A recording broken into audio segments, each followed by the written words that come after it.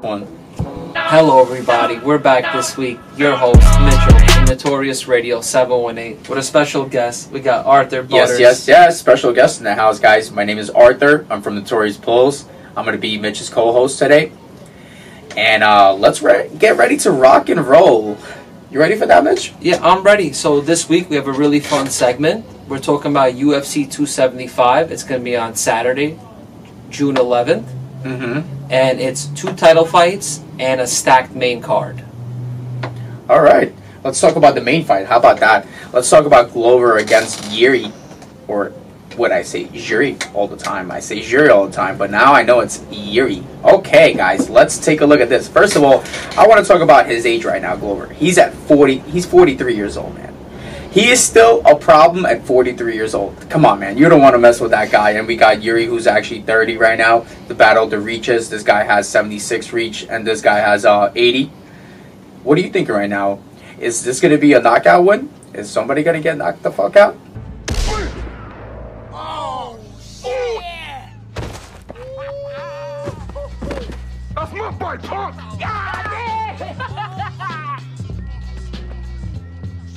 You got knocked the fuck out! I think someone's definitely going to get knocked out, and I think this is a really fun light heavyweight match between Glover and Yuri. First of all, Glover, like you said, 43 years old, the oldest UFC champion, and probably the oldest UFC fighter on the roster today. Oldest first-time champion, exactly. He beat Jan Blachowicz last time. He's on a 6-fight winning streak after the age of 40, which is like insane. Like nobody would even thought that. He got 40 fights, 18 of them were knockouts. He beat Anthony Lionheart. He beat Thiago Santos. What a list. He beat Jan Blachowicz. And now he gets to fight Yuri Procházka. They're doing this fight in Singapore. It's going to be an amazing event for the UFC. He's fighting Yuri, he's just a sick animal. He practices like some weird shit, this like samurai martial arts, like whatever that weird shit is, it's helping him win because he has 32 fights, and out of those 32 fights, like I said, battle of knockouts, he has 25 knockouts. That's insane. Yes, he's really tactical and he's super technical. His 2 wins in the UFC versus Volkamir Ozdemir and Dominic Reyes were both in spectacular fashion. So obviously he's not a newcomer to the fight game, but with his only 2 fights in the UFC, he's really proved he's a top dog. I do gotta ask you this question. What do you think, honestly? He took a big break, honestly. Not fighting for about, what, 406 days? Took a nice little layoff, vacation. Do you know, like, why? For I was told why Yuri took a big layoff from fighting. He used to fight in Japan for Rizin, and now coming to the UFC, it was a lot of contract negotiations. He just wanted to make sure that, since he is a veteran, if you look, he has a long record. He's fought professionally for a long time. So when he started to reach out to the American audience, which is the UFC, the largest promotion in the world, he wanted to make sure that the table was right for him, that he was able to enter the division, enter the roster, and actually be able to climb. And I believe that the UFC strategically gave him amazing fights to lead up to this title fight. Is this going to affect him going into the fight, taking such a big layoff? I don't think it's going to affect him. He's been pretty active recently. Okay. And he's training, and he's bouncing around some gyms, you know, getting different looks with different fighters. And I think this is going to be an absolute bar burner. I believe Glover, he has his own gym, Teixeira MMA and Fitness in Bethel, Connecticut, which he trains with a bunch of killers down there. He has that middleweight, the guy who knocked out Israel Adesanya. His name is whatever. He's a murderer. We'll get back to you on that one. We'll get back to you. We'll get back to you on that one. Sometimes his it's not name there. I want to be Alex Piera. I'm almost positive, but he's one of the only guys to knock out Israel Adesanya in Glory Kickboxing. So that fight's probably going to happen later on if Piera can work his way into the middleweight division and get that title fight eventually. But just even sparring with a guy like that, I believe, is a huge advantage for Glover. And he's obviously proved that his ground game is second to none. His jiu-jitsu is absolutely phenomenal. And he can take a punch. Like, yo, he's been hit by some big dudes, and he's persevered, and he finishes Had a lot his of fights. fights under his belt. He does. Listen, at 43, he's still got a lot of miles in him. Yeah. And he's fought legend. He's going to be in the UFC Hall of Fame without a doubt. His numbers are insane. He's trained with Liddell. He's trained with Anthony Rumble Johnson. There isn't anyone that you can think of that's worth mentioning, Ryan Bader, Corey Anderson, that he hasn't fought. He had some losses, but I do believe with each loss he's grown. And he's gotten better and better. He's like wine. You know, in the UFC. Love red wine. All right. So, with all that said, who's going to be your pick to win this fight? The main event for UFC 275. My heart is going with Glover. Okay. I really loved watching him throughout his stint in the UFC. I think he's really a built champion. I think his experience will Definitely really has a lot show of experience, forth that's for sure. during the fight. And I feel like he's used to this type of pressure. This is another day in the office for him. Mind you, he just became champion, but I still believe his composure, his work ethic, and his dominance will show Saturday night, June 11th, UFC 275 in Singapore. You guys heard that here from our host, Mitch. That's going to be our pick with Glover. We're going to go with Glover, our Brazilian beast. Don't get me wrong. Yuri is a monster. I mean, they both are for sure. And he's very tactical. He studies his opponents. His timing is very good. And his striking is so unorthodox. He's so long and lanky. It feels like he can reach you from anywhere in the octagon. So you can't obviously ride him out. He's young. He's the younger fighter. But with Glover, I don't want you to look at age. Just look at what he's done. Look at that 6-fight winning streak. He's just a number, right? It's just a number. With him, it's just a number. He's getting better. Could be experience. He easily has a few more fights in him. Wow. Wow, that's a good take right there, honestly. Got more juice left in the tank. Got more juice left in the tank. All right, let's keep it rolling right now, guys.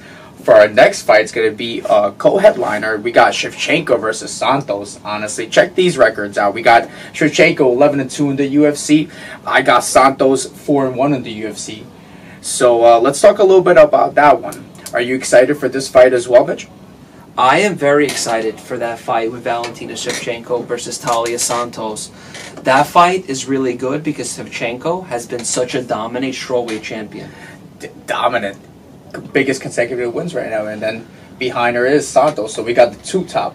One's ranked number 4, one ranked champion, but in a sense, there's really no one else to fight Shevchenko. She has fought the entire roster. She has ran through the entire roster. Knocking everything out like she's gangbanged the entire roster. There's nothing left of this roster. She did a drive-by the whole UFC. So the scariest thing that can happen Saturday is that Santos beats Shevchenko and we shit our pants the same way when Amanda Leone. Well, we're not trying to really actually shit our pants. I get it. Listen, but I get what you're saying. I like it. The odds makers are obviously going heavy with Shevchenko, and they have a reason.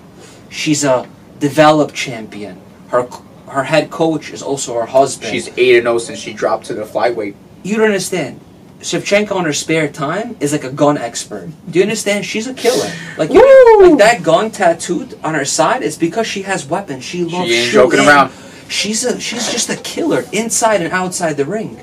Her mother was a kickboxing champion in like Kyrgyzstan.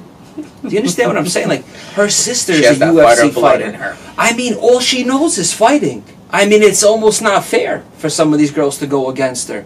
But I do believe that Santos is going to be a nice, fresh look for her. With that fresh look, will she stand a chance of winning and beating her active streak right now? Is that possible? In my heart, no. In my I love mind, these heart-to-hearts, honestly. It's always possible for an upset. Like, I get it. But, like, yo, What about that Rose fight? That was an upset to me. That was a huge upset. That was a huge upset. That was a huge upset. And like I said, but I believe Shevchenko, if she comes in with the same mentality, her tight striking, are fucking dominant wrestling. You know, she does full camps in Thailand with Tiger Muay Thai. Her striking is absolutely world class. She trains all year round. She doesn't get into fight shape. She's always in shape. So with her, it's, you know, it's different. You know, she's really dominant for the last few years, and there's reasons to it. You know, she puts in the work, so the results come forth. Yeah, her work ethic is honestly killer mentality. That's what it is.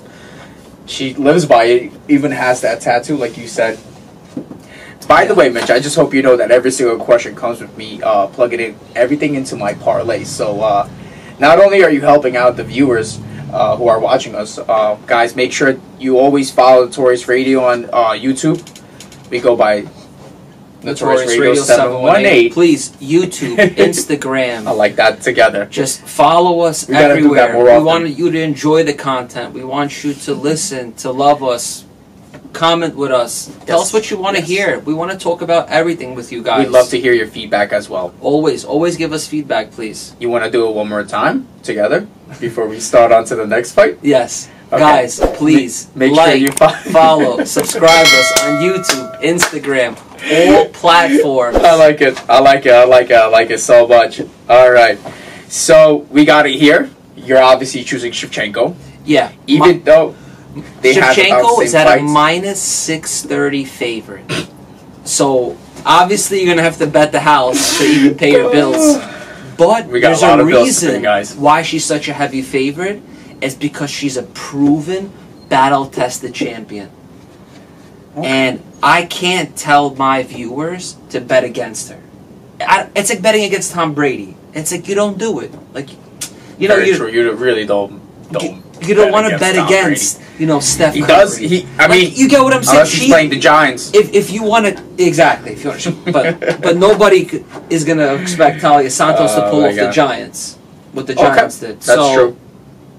Notorious Radio is going with Valentina Shevchenko at minus 630.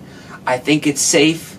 I think we should put our money there. There's always going to be upsets, but you don't want to go. You don't want to go the other way. I think it's too risky. Minus 630. You guys heard it here. Unless you just want to put like some degenerate bet on Santos, and you're just like fuck it. But otherwise, you want to play it safe. Put it on Valentina, the bullet. She's always, you know, bullet. All right, guys. For our next fight, is actually going to be a rematch. Are you going to be excited about this rematch? Oh, we got Zhang and we got Joanna fighting. This rematch is obviously incredible. To me, this is my key fight to watch, because if anyone watched that first fight, 5-round, just bar burner, dog fight, whatever you want to call it, these girls beat the shit out of each other. I mean, after that, Joanna had to take a small layoff. I mean, she came out of the fight looking like an alien. Like, I believe in aliens after a fight like that. She got fucked up. The way she looked, the amount of bruising and swelling and hematomas. But what a fighter to take all that. To take that much damage and still keep fighting, and to be able to finish a fight. Yeah, 5 rounds. 5 rounds with the former. They're both former champions, so it's just like you can't go wrong. It's that champion class. They never forgot it. Yeah, these are just champion world class fighters. Every time they step into the ring, they give it their all. Yes, they give it their all. And Zhang has a lot to prove. She lost 2 in a row to Rose. This is a huge comeback fight. In a way, even though she beat Joanna, where she's in her career now, this is do or die for her a little bit, in my opinion. That was going to be my next question, because I wanted to know, this is her chance, right? So for her to redeem herself. So what if she doesn't win? That's it? It's never that's it, but she drops down heavy from the ladder, and I think the UFC has to, like, give her much less ranked opponents and kind of get her name back in the mix. I feel like as a champion, Zhang never got the behind the American audience as much as like Rose did and Joanna. So I feel like another solidified win. Rose is loved by everybody. Exactly. Everybody loves Thug Rose. Yeah. But I feel like another solidified win over Joanna really keeps, at least it keeps her on the stove. You know, the fire's on. Someone gets that maybe she could fight Esperanza. They could run it back. I'm not sure what they're going to want to do with Rose after that fight because she came out. She was very, very cautious. So it's kind of like in a fumble. I understand what you're saying. Yeah, this fight is very important to see who possibly can fight for the belt. Okay. And That's who what are I'm we trying gonna to go say. with? Who? Like I said, we gotta plug in the parlay after the show. So Yeah. the money train. Where are we going with? Who are we going with? I just want to go with my heart. I'm going with the Polish Heart's killer. a heart, man. I'm going with Joanna Jędrzejczyk. She had a good time off. I think she Say got the last name again for us. Jędrzejczyk.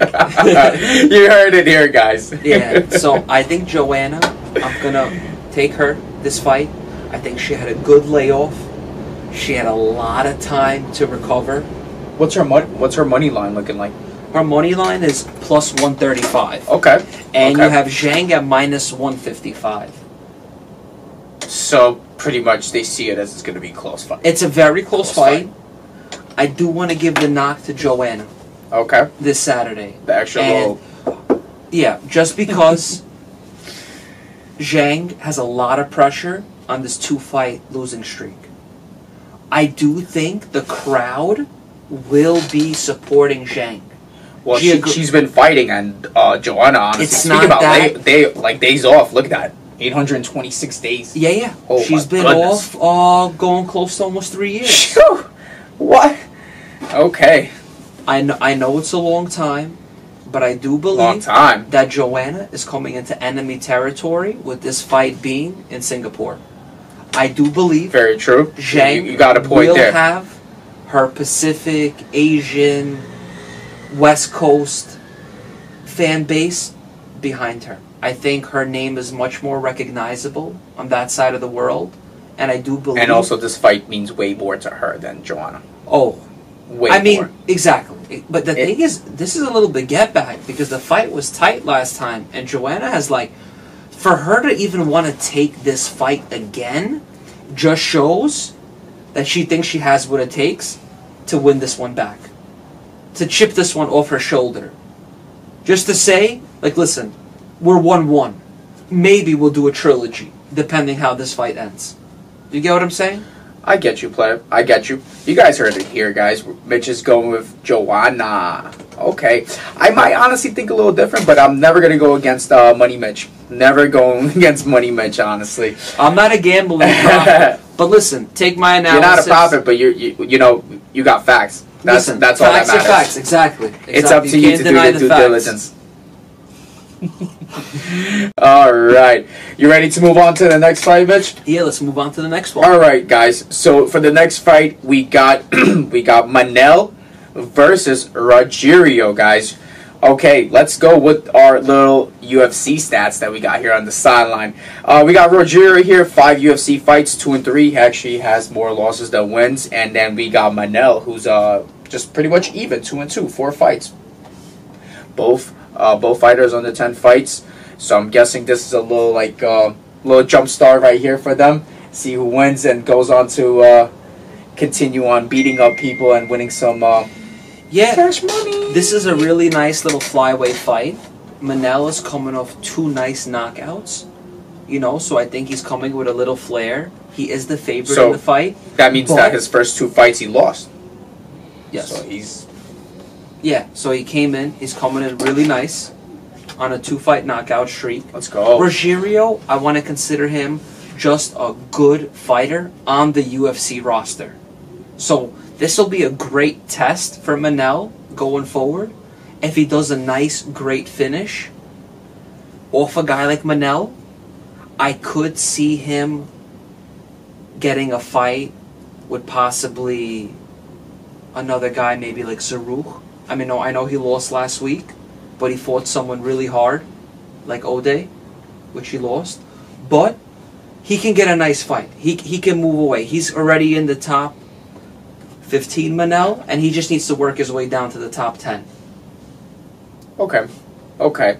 So, Money Mitch, my favorite question right now. Who are we going right now for our UFC 275 parlay for Notorious Radio? My pick this fight, I want to take Manel. At minus 220, I think he carries a lot of power in his hands. Going with the hot streak, honestly. Why not? I see it. Okay. I want him to just ride momentum. I like what I've seen from his Any videos. prediction of how this fight may end? I don't think this will go in a knockout. I think this will be by decision. They'll fight to 15 minutes, but it'll be a dominant decision. I think he'll show his skills all 5 rounds. I think he's the sharper fighter. I think he's the more explosive fighter. And I think his hand's going to get raised Saturday, June 11th. I mean, I see why you're going with Manel, honestly. Right here, we got Rogerio hasn't earned a victory since August 2019. So what do you think about that? Does that play a big part in your answer right now? Your pick for the winner? For me, I don't care when he won, when he lost at this point. I just know that Manel is the guy on the come up. Rogerio is kind of just caught in the roster, you know, winning some fights, losing some fights, kind of staying a little stagnant. And I think Manel come Saturday is going to break out. He's going to win in dominant fashion. And he's going to move up the totem pole. I like that. I like also when you say dominant fashion. If you want, you can say that again. Say that for the viewers. I think he's going to win in dominant fashion. You heard it here. Saturday night. I like that. All right, so we got the pick for this fight, and we're going to be moving on to the last fight.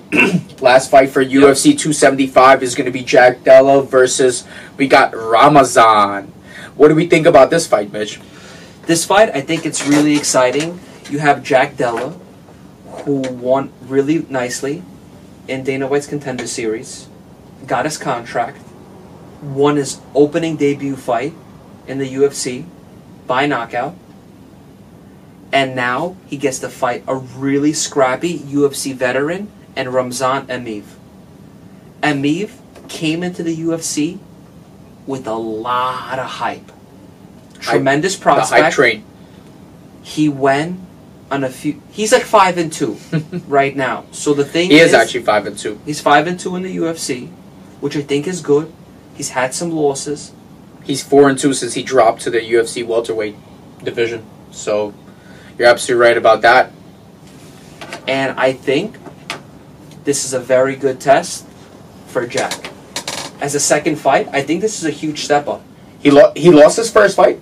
No, Jack won his first fight. He won in the so Contender he only has Series. one fight in the UFC. He won his debut, and now this is his second fight. Well, technically third for the UFC against the promotion with the promotion. Yeah, because he had a winning streak over there, right? With the promotion that you mentioned before. Yes. So he only in theory he lost his first 2 fights with the promotion. Yeah. And he's been like on a 7-8. He's been on a 9-fight win streak. So are we going to be riding with the hot streak right now? And are we picking Jack? Who's going to be your pick for this fight? No, honestly, I think this might be a little bit too much for him for his second fight, and I'm gonna go with the underdog. I'm gonna go Ramazan Emeev on this fight. Is this the first fight we're going with the underdog on? No, we took Joanna as the underdog. Okay. And we took Glover, who was the underdog. Okay. We took Glover at plus 170. Plus 170. We took Joanna as the underdog at plus 135. And we're going to take the underdog. Don't you love those pluses? And Ramzan Emeev at plus 130 to be exact. Okay. I wonder what that's going to make for that parlay. All right. All right, so guys, that was our last fight with Mitch. Mitch, I want to say thank you for having me. I know your co-host got sick, and I had to, last minute just jump in. I'm actually super happy to always come in. I hope you guys have me way more on the show. I like picking your brain when it comes down to UFC. Plus, on top of that, I get first hand in making my bets as soon as management says cut. as soon as he says cut, I'm literally in the background just. Yep, exactly. And I want to thank everybody for tuning in. I want everyone to have a wonderful weekend, to enjoy Saturday night, UFC 275, Singapore, June 11th. Your host, Mitchell, from Notorious Radio 718. Our guest, Butters, And peace and love. And stay tuned. Yes. There'll be more to come. Peace and much love to you guys. And make sure you subscribe to our radio. We go by Notorious Radio 718. YouTube, like, follow, and we'll see you For shits soon. and giggles, you want to say that one more time? Subscribe to Notorious Radio 718. Please, guys, subscribe to Notorious Radio 718. Like, follow, and subscribe again. And we love having you guys. We love you We guys love you all. listening. We love you all.